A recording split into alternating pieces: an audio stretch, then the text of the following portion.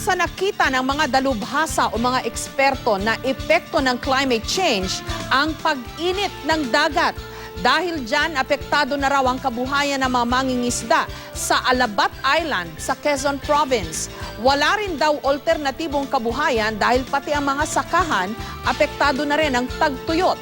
Si Sandra Aguinaldo on assignment. Mahirap ang komersyo sa isla ng Alabat sa Quezon. Katabi mismo ng Barangay Villa Norte ang Pacific Ocean, kaya dito umaasa ang karamihan. Pero napapansin daw nilang pakonti na ng pakonti ang kanilang huli.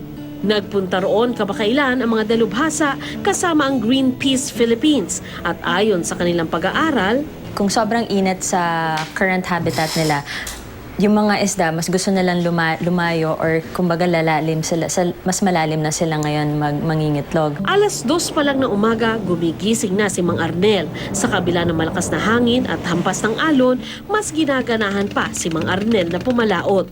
Pag ganitong hangin pong amihan, maano po dito ang isda.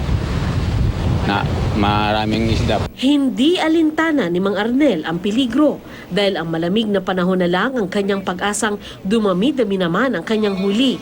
Dati-rati raw, 3 kilometro lang mula sa Pampang pwede na sila makapangisda. Pero ngayon, inaabot na raw ng 15 kilometro ang kanilang biyahe. Kaya ang dating 4 na litro lang na krudo para sa kanilang demotor na bangka, nagiging 16 na litro na.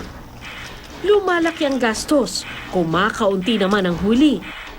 Sa nakalipas lang na taon, ang karaniwang 40 kilong huli kada layag, swerte na raw ngayon kung maka-12 kilo.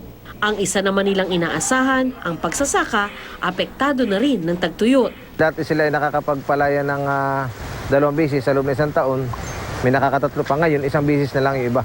Ganito kung salubungin sa Villa Norte ang bawat bumabalik na bangka. Ano man kasi ang kanilang dala, siyang pinanlalamang tiyan ng mga residente. Kaunti ang nahuli ni Mang Arnel sa araw na yon. Sobra raw kasi ang lakas ng alon. Minsan lugi po kami. Minsan tablahan lang din pag wala talaga. Gawa ng minsan talagang walang nahuli po. Noong Setyembre, kasama ang mga taga Villa Norte sa nagsampa ng petisyon sa Commission on Human Rights para paimbestigahan ang mga oil company na may pinakamalaking carbon emission. Hindi pa sila maka-commit to anything binding eh.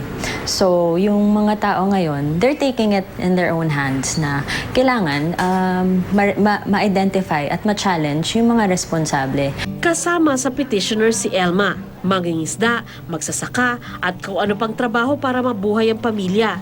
Ngayon, nasa kuprahan si Elma dahil mas malaki ang kita kesa sa mangingisda. Pag may bunga naman ng nyug, minsan naman po nahanap kami parehas. Mag-araw po ako ng 200. Pinipilit ko ma'am yung asawa kung ako'y payagan sa pagde-DH. Ako po'y kinukuha ng matagal na sa quiet.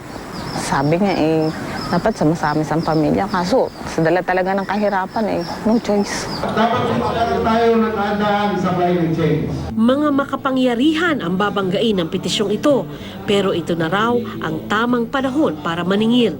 Dahil ang climate change ay hindi na lang nararamdaman sa kada tama ng kalamidad, kundi sa pang-araw-araw. Ramdam na ito at dikit sa bitukat kalingkingan ng bawat mamamayan. Ako si Sandra Aguinaldo at ito ang aking assignment.